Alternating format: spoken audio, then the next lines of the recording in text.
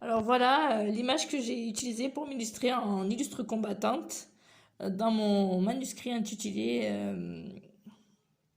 Décadence au pays des contes de fées. Donc je sors de la fac, je commence à aller à la fac, j'ai eu mon bac et j'ai une montagne de livres que j'ai étudiés, dont Andromaque de Racine avec comme couverture une œuvre de Klimt, Pallas Athènes.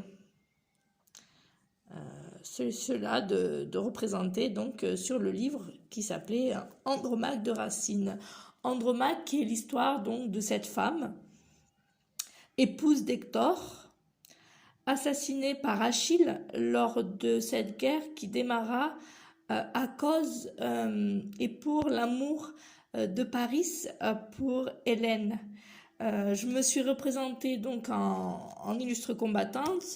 J'avais eu une petite fille alors qui était pour moi le mariage. Et je m'inspirais et de mes rêves et de ce qui m'entourait comme cette pile de livres qui était autour de moi pour illustrer mon manuscrit. Et là, dans cette histoire, donc voilà. Ce qui est fort étonnant, c'est que j'avais 20 ans, arrivé à l'âge de 33 ans, oui, je tombe enceinte.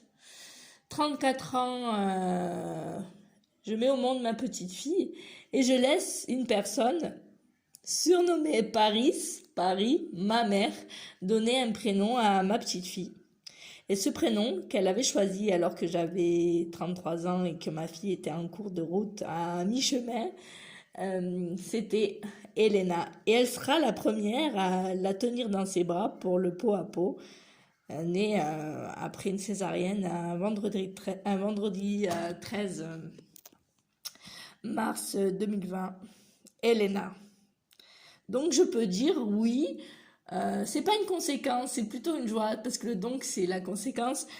Dire que oui, mon rêve est devenu réalité puisque Elena est là. Un rêve d'une petite fille, moi en soldat, Andromaque. Et ce qui est encore plus étonnant, fascinant, merveilleux, si on peut rajouter du merveilleux à cette histoire, c'est qu'un roman, le miracle, s'est fait noter à la Sainte-Achille de Larissa, un 12 mai, et que si l'on reprend le reflet 12 mai, 21 mai, le jour où l'on fête la Sainte Hélène et le premier jour des Dioscures, Castor et Pollux, les frères de la belle Hélène, 21 mai, jour où l'on célèbre donc cette Sainte Hélène pour la croix du calvaire, Golgotha. C'est le lieu où j'ai écrit, où il y a de répliquer le calvaire, des récollets, répliques du calvaire des Golgotha, là où s'achève le calvaire, le grand voyage. C'est sublime, ouais.